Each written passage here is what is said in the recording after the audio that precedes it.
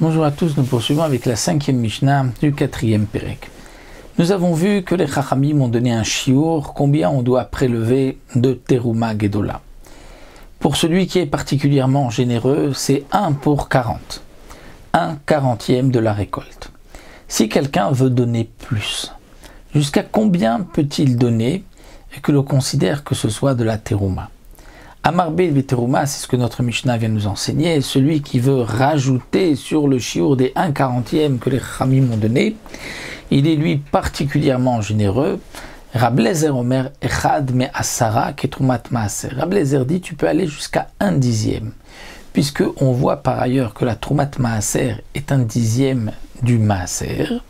C'est-à-dire que le maaser rishon qui est donné au Lévi, le Lévi devra prélever la trumat maaser qui est 1/10.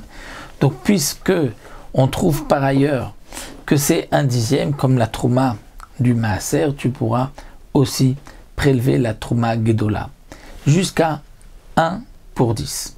Et termikan, plus que cela, s'il a prélevé plus que 1/10 comme trouma gedola, alors là on est embêté parce que nous avons une partie qui sera donc teruma, mais nous avons une autre partie qui n'est pas teruma.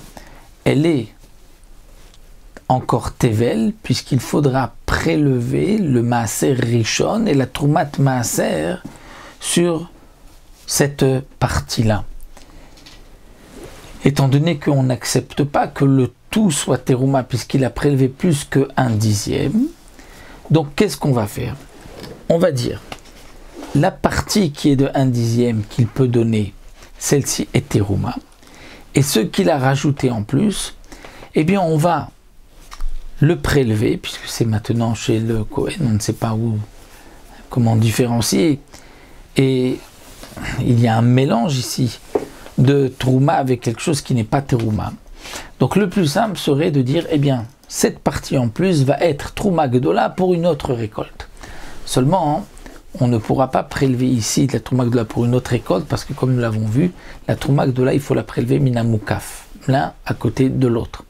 Donc les rabbis m'ont dit, tu sais quoi, tu vas prélever Trumat Maaser. Parce que Trumat Maaser peut se prélever même si ce n'est pas Minamukaf.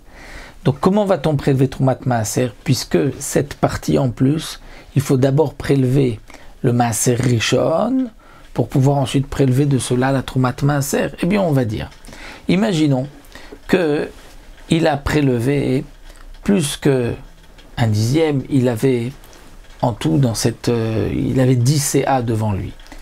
Donc il avait le droit de prélever 1 CA de Teruma, et pas plus. Il a prélevé 2 CA de Teruma. Donc il y en a un qui est Trouma Gedola. Le deuxième CA, il va dire ainsi, ce deuxième CA qui est en plus de la Trouma Gedola, va être le Maaser Rishon.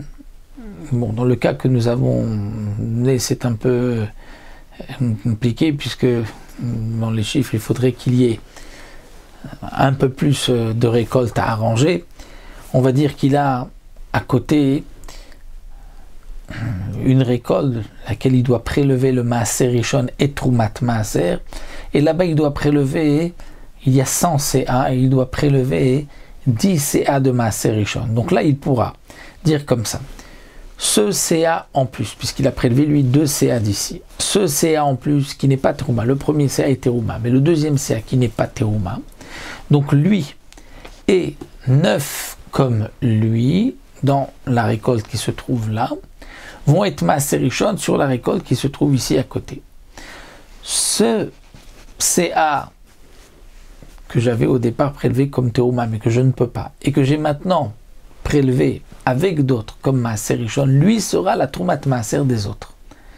Et donc ensuite, le tout sera donné au Kohen puisqu'il aura Trouma Gedola et Trumat Maaser. Ça c'est ce que donc Rabbi Eliezer nous dit. On peut prélever de la Trouma 1 pour 10 comme Trumat Maaser, pas plus, mais plus que cela, il y a cette Trumat Maaser Makom Acher. Il devra faire la rendre Trumat Maaser pour ailleurs comme nous l'avons expliqué. Rabbi Ishmael Omer Mertzachulim Mertzatrouma. Rabbi Ishmael n'est pas d'accord avec donc Rabbi Eliezer et pense que on peut prélever jusqu'à la moitié de la récolte Teruma. Mertzachulim Mertzatrouma, pas 1/10, mais la moitié. Un homme peut faire la moitié de la terouma. Il la prend donc d'un pasouk, Reshit Degancha. Le Reshit est comme le Dagan, c'est-à-dire que Reshit c'est la terouma, Dagan c'est ce qu'il reste, l'un comme l'autre, donc 50%, 50%.